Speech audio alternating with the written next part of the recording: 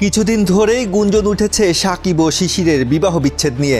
এমন শঙ্কা তৈরি করেছেন শিশির নিজেই। কারণ সামাজিক যোগাযোগ মাধ্যম থেকে সাকিবের সঙ্গে তার অনেক ছবি ডিলিট বা অনলিভি করে দিয়েছেন তিনি।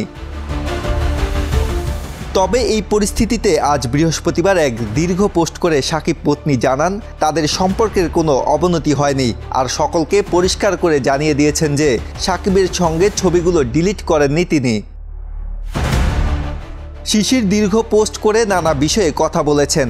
সেখানে তিনি প্রথমেই লেখেন, আপনার হয়তো তার কেরিয়ার এবং পছন্দ নিয়ে ব্যক্তিগত মতামত থাকতেই পারে, তা আমি অস্বীকার করব না। প্রত্যেকেরই বাক স্বাধীনতা আছে, কিন্তু দয়া করে এটি আমাদের সম্পর্কের সঙ্গে মেশাবেন না।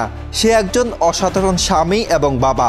সে সবসময়ই আমার প্রতি বিশ্বস্ত ও সৎ ছিল, আর এমন কিছু করবে না যা আমাকে আঘাত করে। সে এমন মানুষ যে আমার পাশে দাঁড়াতে গিয়ে নিষেধাজ্ঞার মুখে পড়েছিল। তাদের ব্যক্তিগত জীবন নিয়েও কথা বলেছেন সাকিব পত্নী। পোস্টে এরপর তিনি লেখেন, আমি তার বাইরে ঘোরাফেরা নিয়ে সবসময়ই জানি, আর বেশিরভাগ সময় তার সঙ্গেই থাকি। 13 বছর আগে আমি যে মানুষটির সঙ্গে আলাপ করেছিলাম সে এখনও সেই একই মানুষ আছে। জীবনসঙ্গী হিসেবে সে 100তে 100 পাওয়ার মতোই, আর আলহামদুলিল্লাহ আমাদের সুন্দর একটি পরিবার আছে। স্ট্যাটাসের শেষে সাকিব পত্নী এটাও জানিয়েছেন সাকিবের সঙ্গে কোনো ছবি ডিলিট করেননি তিনি। এ বিষয়ে শিশির লেখেন, আমি আমার কোনো পোস্ট বা ছবি ডিলিট করিনি, কেবল তা প্রাইভেট করে রেখেছি। আর ছবি বা পোস্ট কখনো কোনো সম্পর্ককে বিচার করতে পারে না।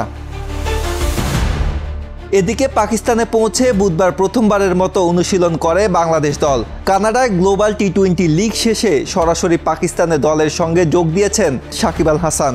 দলের সঙ্গে অনুশীলনও করেছেন বাংলাদেশের সাবেক অধিনায়ক। আজহারুল ইসলাম, বাংলাদেশ প্রতিদিন।